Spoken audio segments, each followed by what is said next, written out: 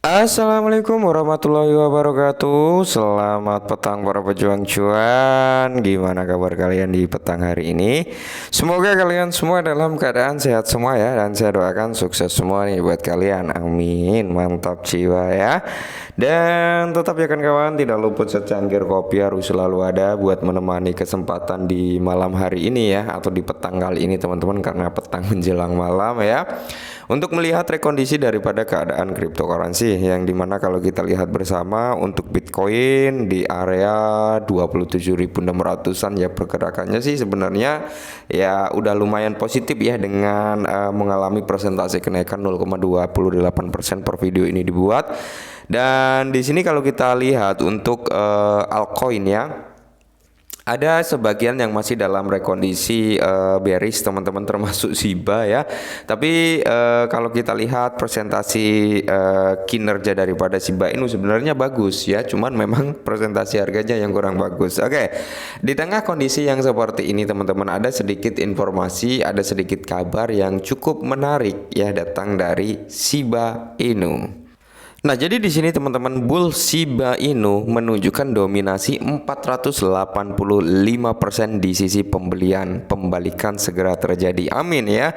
Semoga saja teman-teman bullish daripada Shiba Inu segera dimiliki oleh Shiba ya. Harapannya seperti itu. Oke. Meskipun saya berharap juga harga Shiba turun dulu nih sampai level kepala 6 ya. Tapi kalau memang udah terlanjur bullish ya nggak apa-apa gitu ya kan. Nah, banteng Shiba Inu mencoba menarik tali ke sisinya. Oke, jadi di sini kalau kita lihat secara mengejutkan, Shiba Inu baru-baru ini menunjukkan dominasi yang mengejutkan sebesar 485% di sisi pembelian. Seperti yang ditunjukkan oleh ketidakseimbangan volume bid ask ya, metrik ini mengukur perbedaan antara volume pesanan beli bid dan pesanan jual ya, yang dimana dalam buku pesanan dan ketidakseimbangan sebesar 485% sangat menunjukkan bahwa tekanan beli secara signifikan melebihi tekanan jual. Nah, antara bid and ask ya teman-teman, di sini didominasi oleh sisi bid atau sisi pembelian, yang dimana ada kesenjangan antara buyer and seller ini sebesar 485%. 485% ini didominasi oleh para buyer ya teman-teman, yang dimana lebih banyak buyer dibandingkan seller. Sebenarnya ini cukup positif ya, karena tingkat pembelian semakin banyak, tingkat penjualan semakin dikit gitu teman-teman ya. Nah, pertama, penting untuk memahami bahwa ketidakseimbangan volume bid ask adalah metrik yang mudah berubah dan dapat berubah dengan cepat. Meskipun ketidakseimbangan sebesar 485% yang mendukung kenaikan tidak diragukan lagi, merupakan sinyal yang kuat. Data ini penting untuk dikaitkan dengan hati-hati. Nah, jadi di sini dari token summary juga teman-teman, kalian bisa melihat lah ya datanya gitu teman-teman ya, di mana di sini ada on-chain signal, exchange signal, devers juga ya. Nah, jadi di sini teman-teman ya, ketidakseimbangan yang tinggi tersebut dapat disebabkan oleh berbagai faktor, termasuk sentimen pasar atau bahkan manipulasi juga bisa. Oleh karena itu, tidak disarankan mengambil keputusan investasi hanya berdasarkan metrik ini. Benar ya teman-teman ya. Jadi metrik seperti ini tuh teman-teman ya bisa dimanipulasi juga sebenarnya ya, meskipun ada kesenjangan yang cukup signifikan antara buyer and seller. Cuman yang terpenting adalah kalian itu walaupun nggak bisa gitu, nggak jago dalam artian technical analysis ya, atau TA teman-teman, kayak saya ini juga nggak jago, nggak bisa juga teman-teman ya. Tapi setidaknya kita tahu nih antara support and resistance, antara konsolidasi ya, atau bisa dikatakan orang-orang bilang itu sideways ya, atau dari polanya membentuk pola apa dan sebagai pergerakannya seperti apa. Setidaknya itu banyak pembelajaran yang bisa kita ambil. Setidaknya kita tahulah basicnya gitu teman-teman. Oh, ini adalah area supportnya, oh ini adalah area resistennya. Nah, jadi kita nggak boleh termakan dengan adanya berita yang bagus seperti ini. Wah, ini naik nih, kita langsung masuk tanpa kita melihat ini antara support resisten, antara pergerakan chartnya itu masih dalam range sideways atau memang udah membuat breakout atau hanya membuat fake out gitu ya. Nah, jadi meskipun demikian ketidakseimbangan tersebut menunjukkan kuatnya minat untuk membeli Shiba Inu pada tingkat harga saat ini. Pada titik waktu tertentu, ini bisa menjadi tanda bahwa investor melihat nilai Shiba pada harga saat ini yang berpotensi memicu pembalikan harga. Namun penting untuk mempertimbangkan metrik on-chain lainnya untuk mendapatkan gambaran yang lebih komprehensif mengenai kesehatan aset tersebut. Benar ya teman-teman ya. Tetap utamakan Dior, tetap lakukan riset. Segala sesuatu itu memang bisa terjadi di sektor cryptocurrency, teman-teman ya.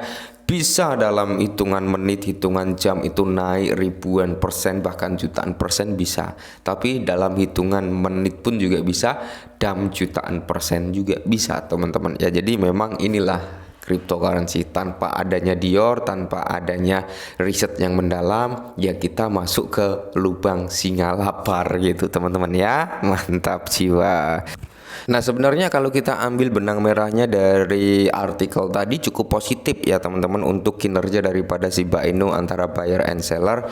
Dan perlu saya ingatkan sekali lagi teman-teman, kalau kalian beli Shiba jangan berharap jangka pendek kalau modal kalian hanya kecil gitu teman-teman ya.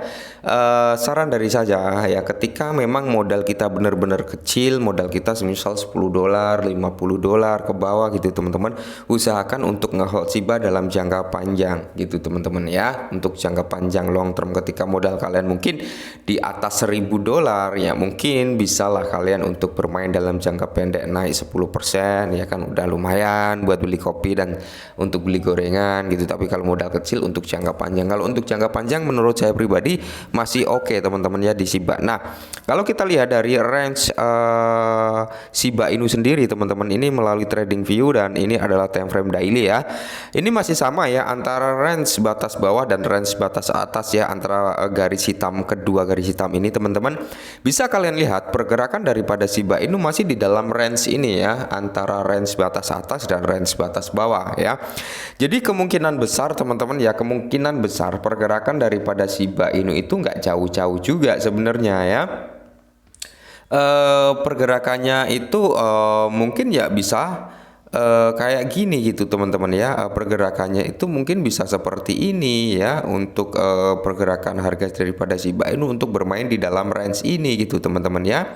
Nah mungkin akan seperti ini dulu ya, antara resistance support, resistance support, resistance support, karena memang Shiba Inu masih dalam fase konsolidasi sampai benar-benar dia bisa breakout ke atas atau breakdown ke bawah gitu teman-teman. Ketika dia ada keluar zone dari range batas atas, tapi dengan catatan candlenya cukup besar ya, atau 3 candle konfirmasi, yaitu 3 candle bullish ya yang mampu breakout ke atas. Nah itu adalah pertanda bahwasanya kinerja harga Shiba akan mengalami kenaikan harga.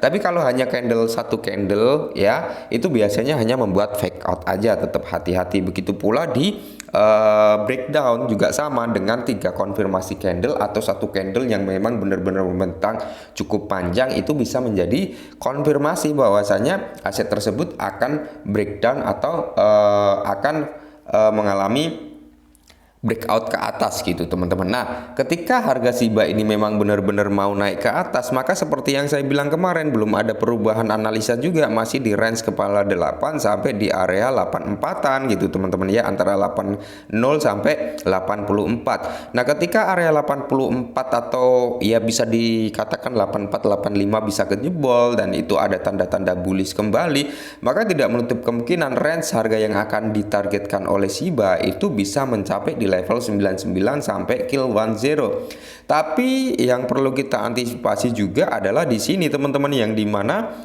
di sini masih ada area zona yang dimana ini adalah potensi ya untuk dicapai oleh Shiba juga sebenarnya kalau dia mau breakdown, yaitu di level 676 sampai di level 659 ya. Terendahnya kalau menurut saya pribadi, kalau dia mau benar-benar turun, harga terendah daripada Shiba yaitu bisa di kepala 5 sampai di level kepala 417. Itu adalah range harga paling rendah untuk Shiba.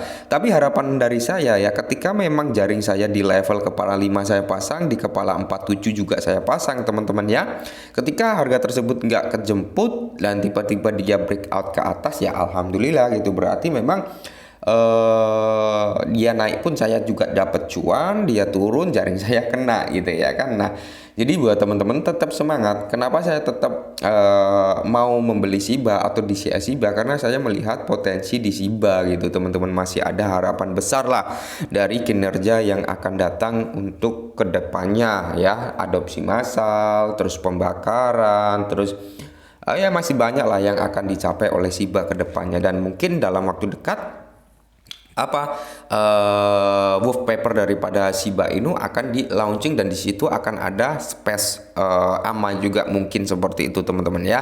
Dan mungkin ini akan membawa presentasi demand masuk juga. Oke, mungkin ini sedikit informasi yang bisa saya sampaikan ya, semoga sedikit membantu. Salam cuan.